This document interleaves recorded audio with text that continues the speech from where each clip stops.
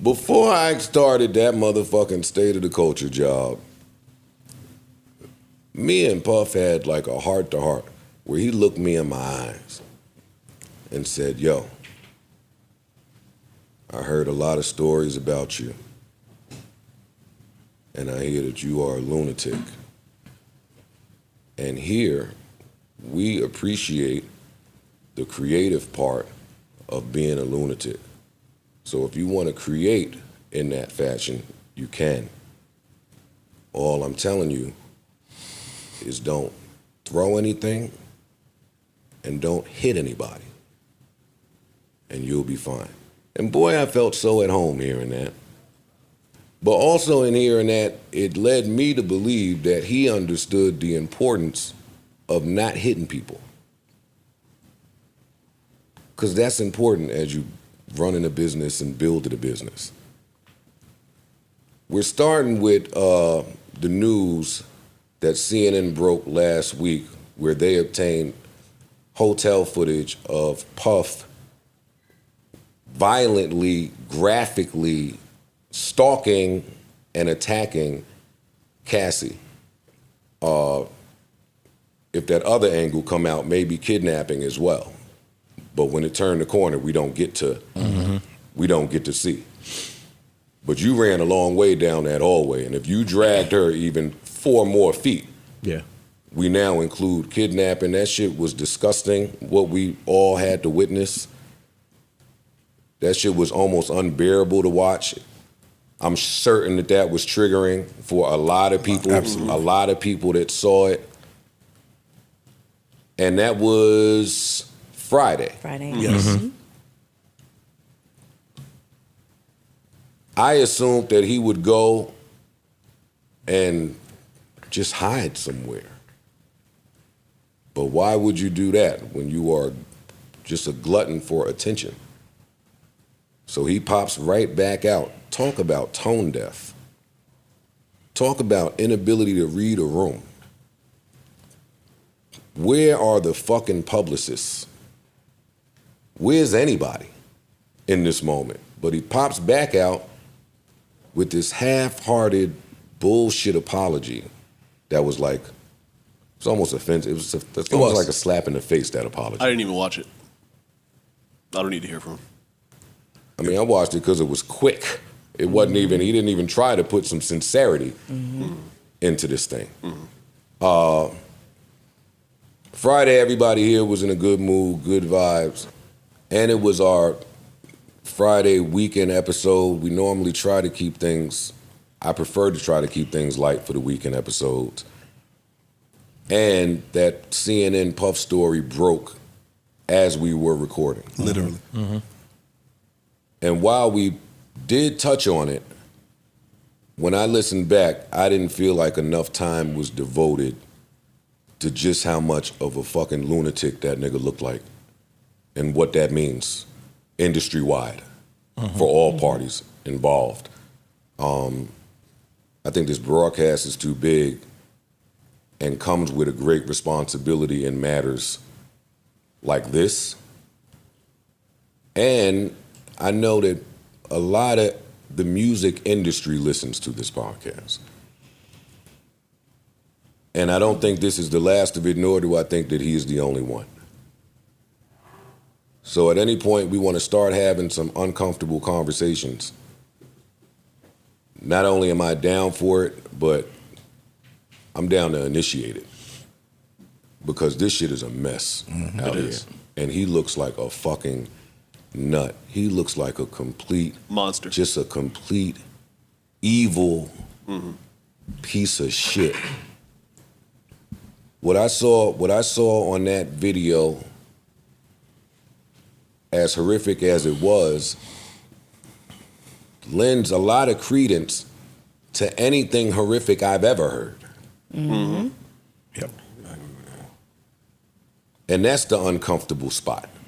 Well, it's all uncomfortable, let me be clear.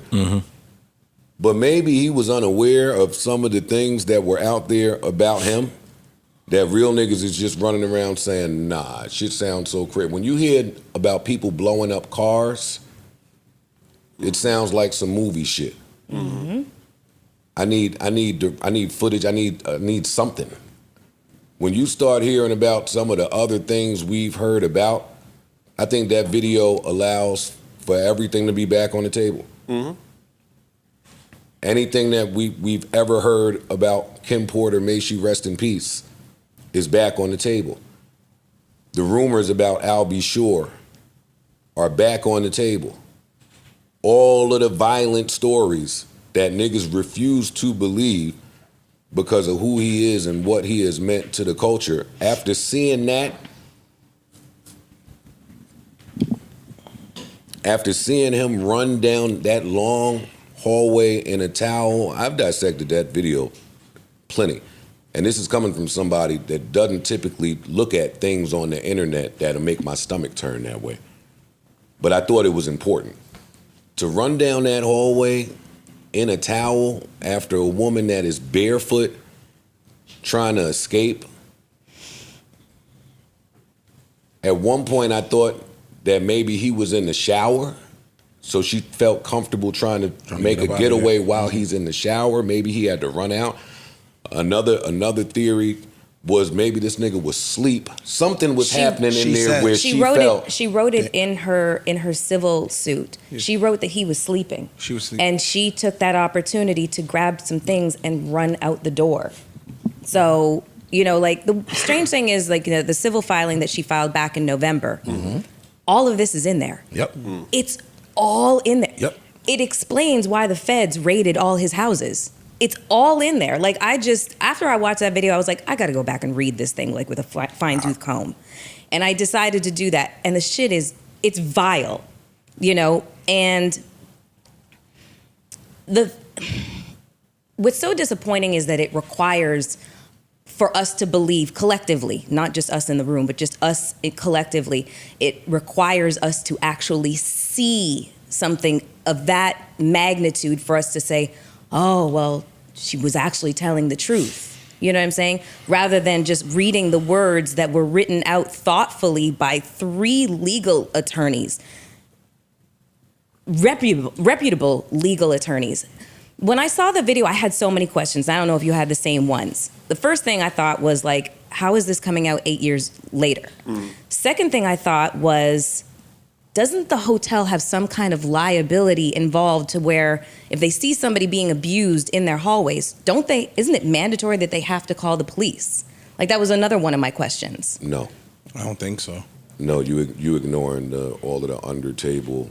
Mm-hmm. No. I under the table inner workings of these infrastructures. And I understand. If somebody steps to the person that's operating these tapes and says, I got 50 grand cash for you, 75 grand cash they're for you, liable. They can get that tape.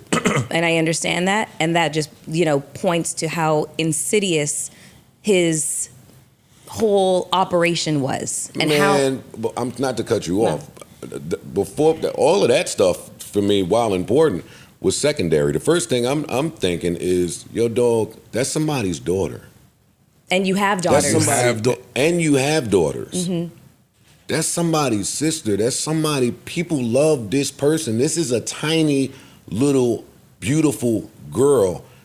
And for you to do this where there's cameras in a public setting, her response to it, where the response told you that this has happened 20 million times. Mm-hmm. And in this moment, I think the best way to deal with this is to dead fish. Yep. Mm-hmm. I've dealt with worse. Mm-hmm. So let me just take this moment.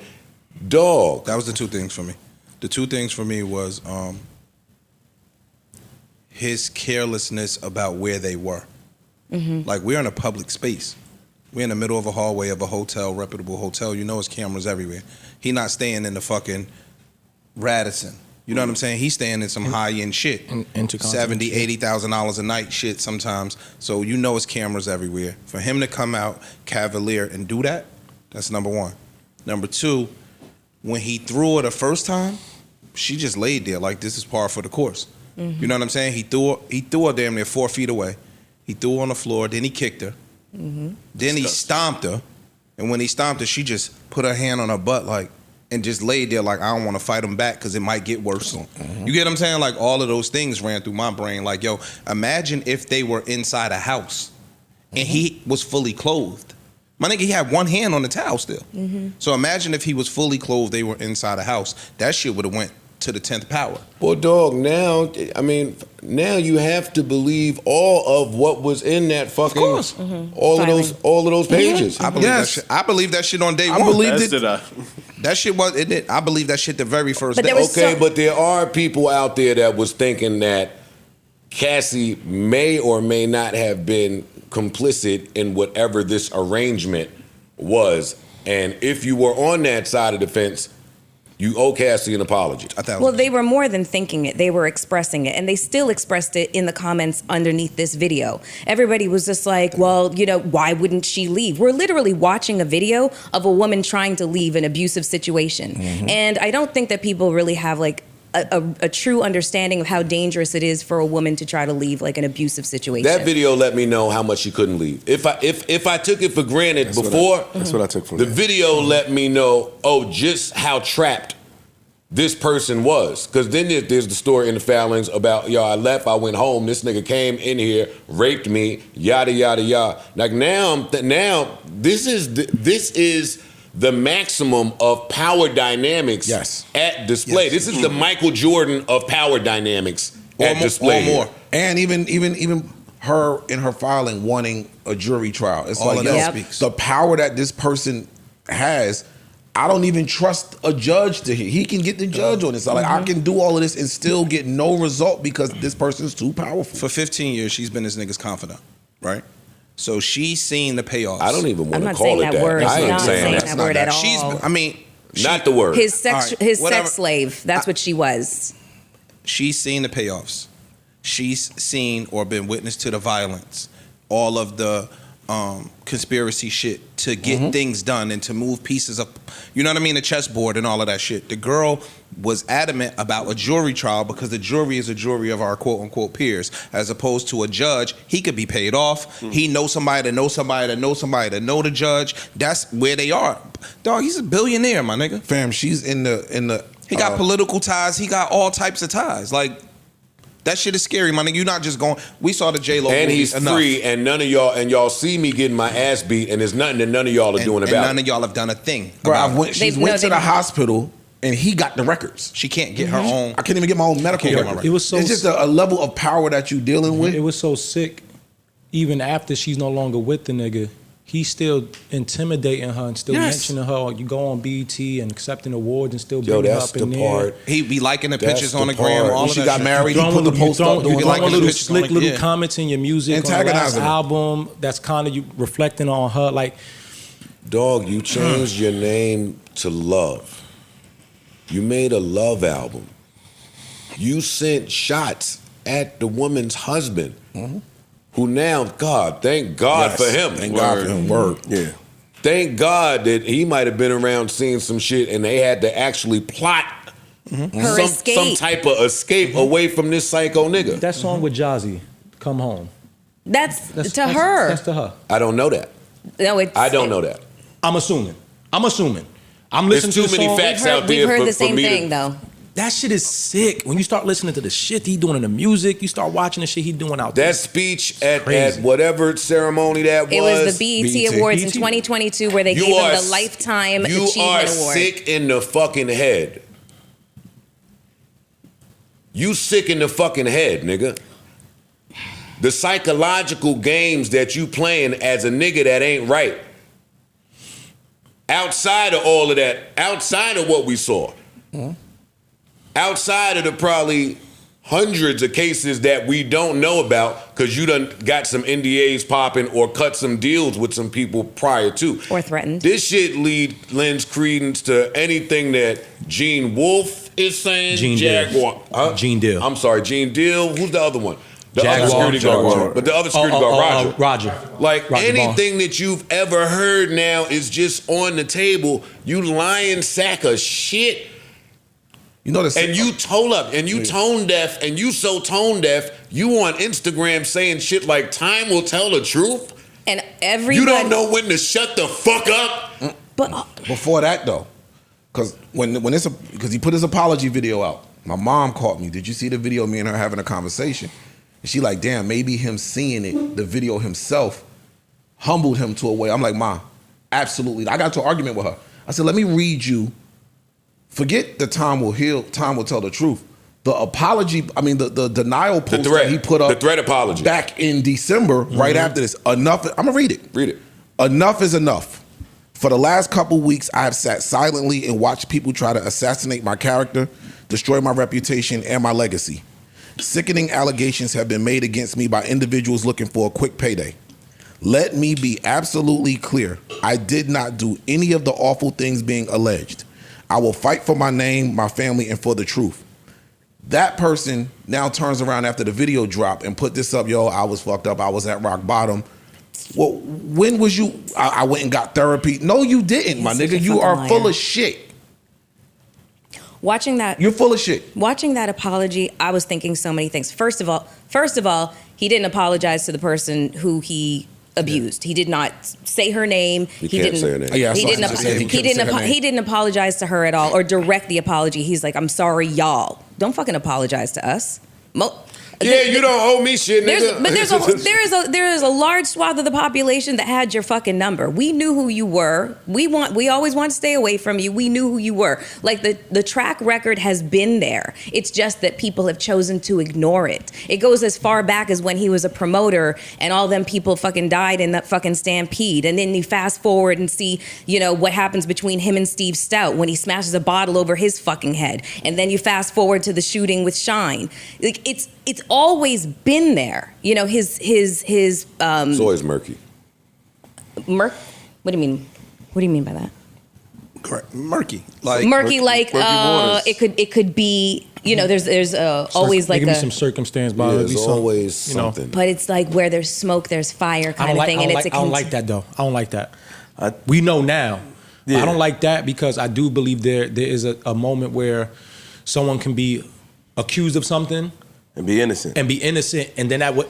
I've always said this. I don't want to use, but Michael Jackson for me, everyone knows I feel he's innocent in the charges that were brought against him. Mm-hmm. I do think at a certain point someone started something and they figure, oh, that's the quick payday. Let me pile on that to make it seem like it's even more true. Personally and professionally, his track record has been fucking horrible for decades.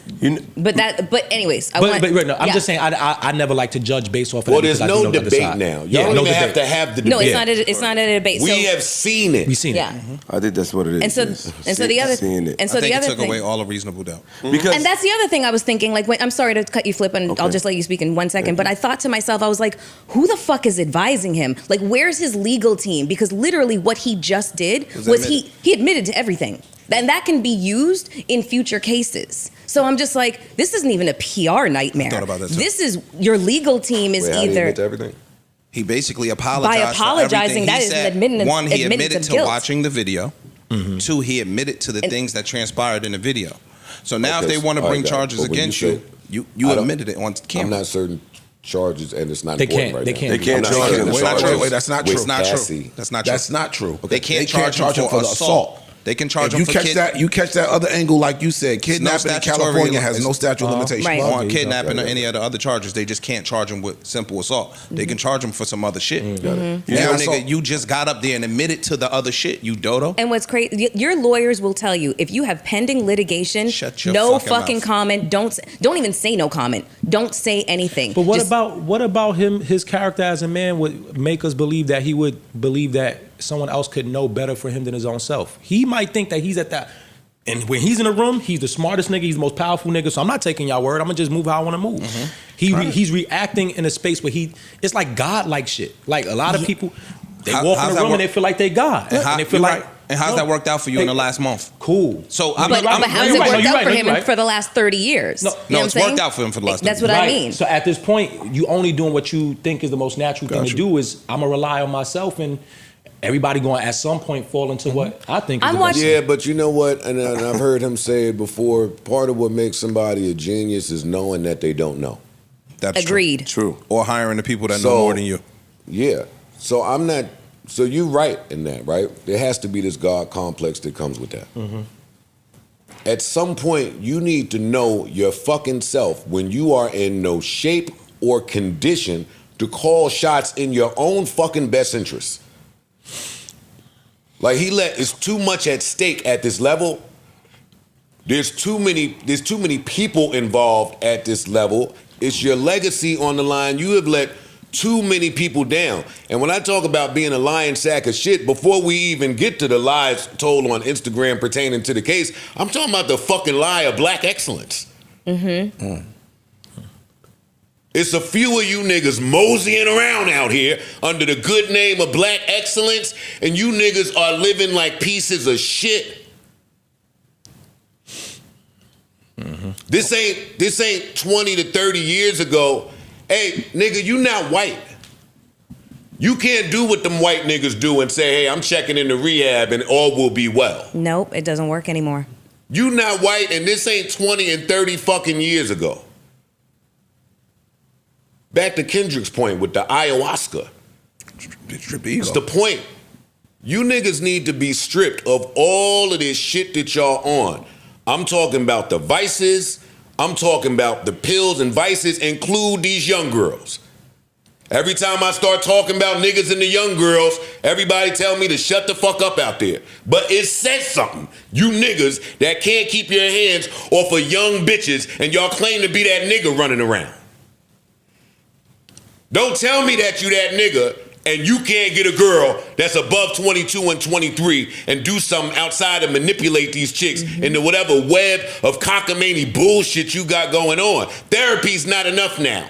The people that love and care about him and handle him that way, because he ain't gonna be abandoned of his people, there's still gonna be people there to make sure that he don't hurt himself or do something else. Those people, if they truly love you now, it ain't time for the fucking long walk on Star Island with the cameras out. Sorry. I've been trying to figure out who it is that surrounds him, not counting his family, not counting his children and that sort of thing. But by reading the court documents, all I see is not only enabling, but enforcing. That's all I see is people who uphold his fucked up behavior and have done it for years, for whatever reason, because he funds their lifestyle, because he pays their bills or whatever the case is. But like, at what point do you see the fact that you're trying to cover up the fact that he's raping and trafficking and beating people, like the women in his lives? I want to have a real I know you want to, but I want to have a real conversation about that, because I hear what you're saying, but this is a layup.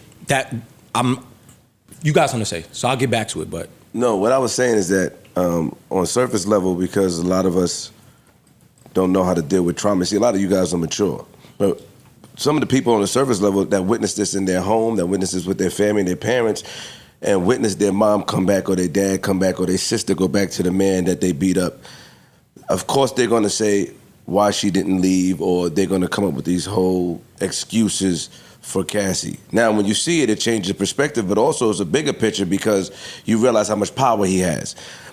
And you're like, okay, it's bigger than just a typical DV situation. A lot of people we don't look that deep into it, or we don't read it. When we look at it, it's like, oh, I saw this before, or, she went back to him, it's been going on. But then when you hear the story, when you look into it, that's when you change your perspective of what's going on. A lot of us have not dealt with our trauma. That's just the truth. As a society, you're being forced to deal with it these days. It's being, I don't want to say shoved down your throat, because it's important to deal with your trauma. A lot of us have become numb to domestic violence and watching it. Y'all's trauma is secondary to me. If how you cope with that is beating on chicks. I agree with that.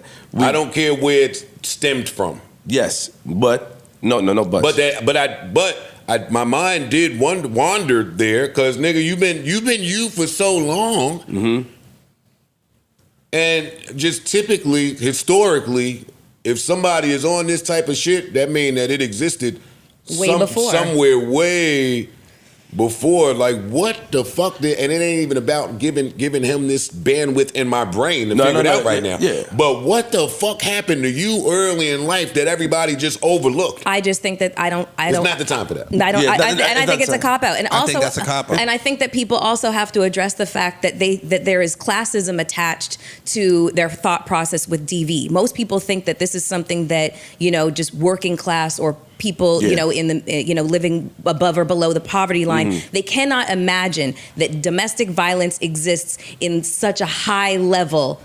With great power comes great responsibility. Well, that's not what. That's not what. No, that's not what. That's not what I mean. The flip. That's not what I mean. But Ish, what I'm saying is, most people cannot wrap their minds around it existing at that level with, you know, a billionaire beating on his girlfriend. We just watched a white man punch his wife in the Joe club. Rogan. I mean, not Joe Rogan. I'm sorry. Dana White. We just watched Dana White slap his wife. And it was a difference. It's a difference. That's why I agree with Joe on this one. Like, black and white is different. We watched it in the club full of people, punch his wife, slap whatever in the face.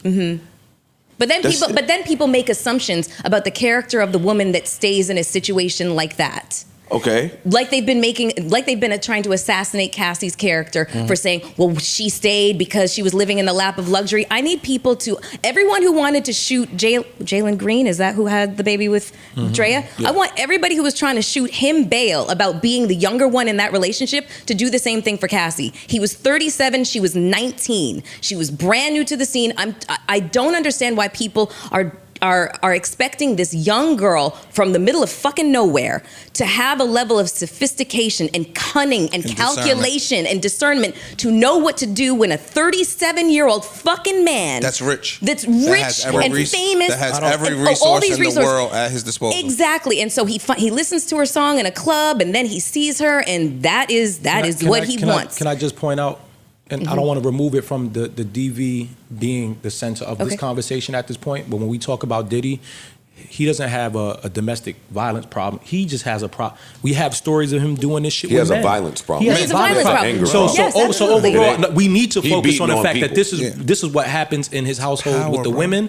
But his power complex, and his God complex, just over people as general, is the issue for him. New Joe Budden.